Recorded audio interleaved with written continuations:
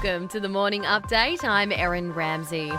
A federal Labor MP has been accused of rape. Liberal Senator Sarah Henderson received an email from a woman detailing the assault and has given it to federal police. The email was also sent to Green Senator Sarah Henson-Young, but Labor leader Anthony Albanese didn't receive it. It follows an anonymous letter on Friday accusing a federal minister of rape in 1988 before he entered politics.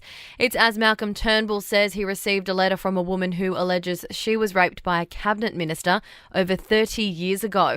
The former Prime Minister says the woman wrote to him in 2019. She has since taken her own life. So I don't know whether there'll be an inquest or not. I think frankly there should be. The fact that she said that she had kept diaries relating to all this, I don't know whether they were contemporaneous diaries or sometime later in time. The report from the Aged Care Royal Commission will be made public today. There are more than 100 recommendations, including a shift to home care and stopping young people with disabilities being moved into nursing homes.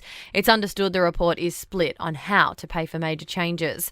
300,000 doses of the AstraZeneca vaccine are being checked after arriving in Sydney. It's the first delivery after the federal government ordered 50 million doses. 4 million will be imported. The rest will be manufactured in Melbourne.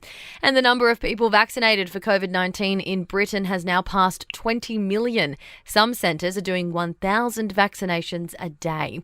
To sport, the Waratahs board has announced a review of operations after two big losses to kick off the Super Rugby season.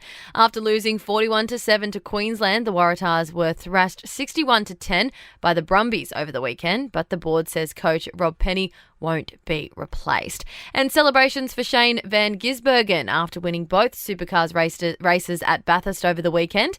He took the lead in race 2 after a duel with Cameron Waters. And in the A-League, Macarthur FC has beaten Sydney FC 1-0. Wellington Phoenix beat the Newcastle Jets 2-0. In entertainment news, the Golden Globe Awards are on this morning. The virtual event will be hosted by Amy Poehler and Tina Fey from New York and Los Angeles.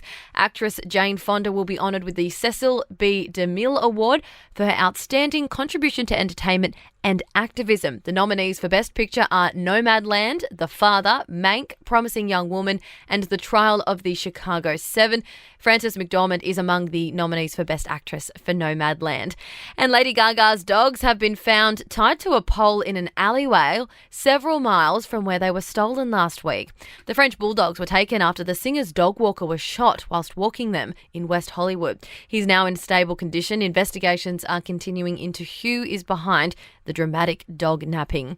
And that's the latest from the Nova Podcasts team. We'll see you this afternoon for another episode of The Update.